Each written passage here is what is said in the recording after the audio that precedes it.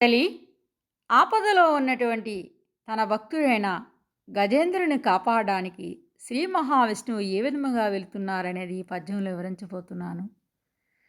సిరికెంజప్పండు చెంక చక్రయుగముం చేదోయి సంధింపండే పరివారం ముంజరండ బ్రగపతిన్ బన్నింపండా కన్నికాంతర ధమ్మిల ముంజక్కనొత్తండు వివాద ప్రోదిత శ్రీకుచోపరి చలంచాలమై వేడెండు గజ ప్రాణోస్తాహి భావం.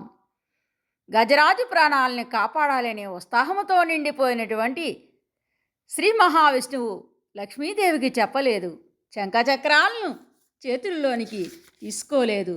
అదేవిధంగా తన పరివారానికి ఎవరికి కూడా పిలువలేదు. గరుడ వాహనం సిద్ధం చేసుకోలేదు. చెవిలోని తామరదుద్దు వరకు జారినటువంటి ఆ జుట్టుముడిని కూడా చక్కదిద్దుకోలేదు.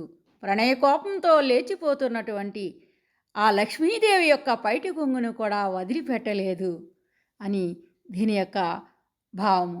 ధన్యవాదములు.